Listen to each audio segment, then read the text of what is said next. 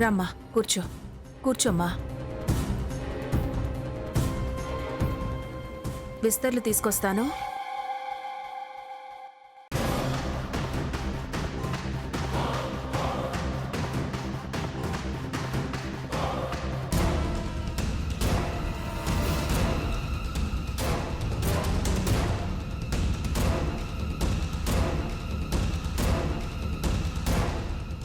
అమ్మా, ఇంకో విస్తర కూడా వెయ్యమ్మా. ఇంకో విస్తరా? ఎందుకక్కా? స్వర్ణ పేరున అది నా పక్కనే ఉందనే అభిప్రాయం కోసం.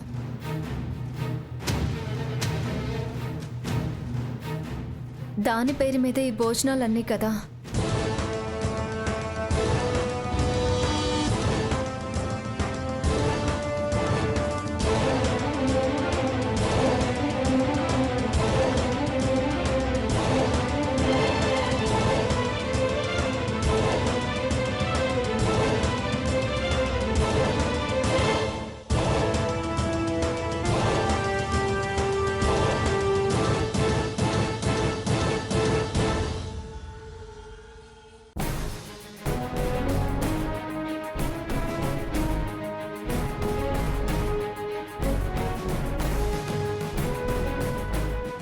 మీరు తింటూ ఉండండమ్మా.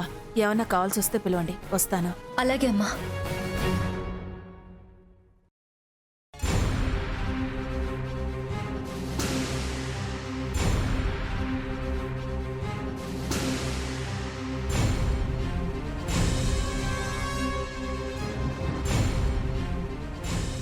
హంస, ఏమైంది? అటు ఇటు చూస్తున్నావేంటి? అబ్బే ఏం లేదు. మరి తిను.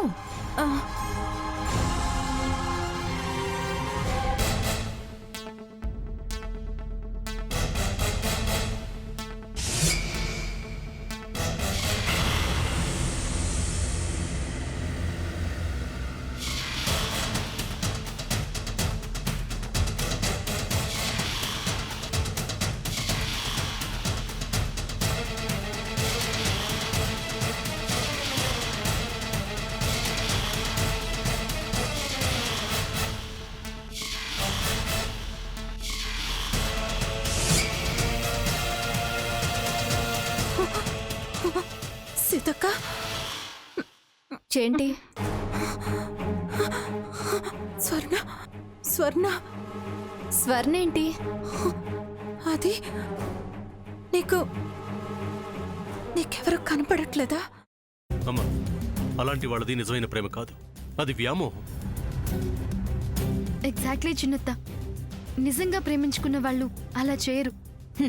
ఎంత మనసు విరిగిపోతే కన్న కూతుర్ని పట్టుకొని మా దృష్టిలో చచ్చిపోయా ఉంటుందా తల్లి? అది సరే అమ్మా, తన కూతురుతో తన మాట అనేటప్పుడు ఆమె మాటల్లో వ్యథ, కళ్ళల్లో బాధ గమనించావమ్మా? పెద్దబాబుకు బర్త్డే విషెస్ చెప్పు కూడా వెళ్ళాం కదా. ఊరికే ఎలా కాలిపోతుంది? మంట పెడితేనో పడితేనో తగలబడుతుంది.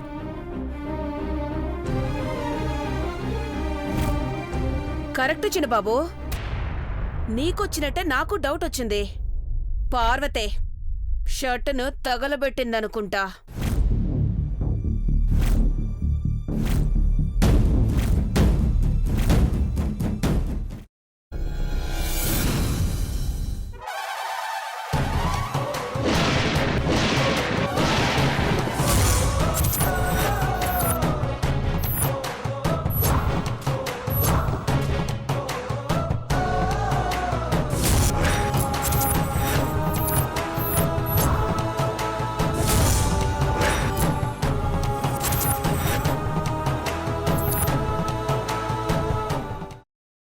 తర్వాత పొట్టు తీసేసి చాప్ చేసి పక్కన పెట్టుకోవాలి.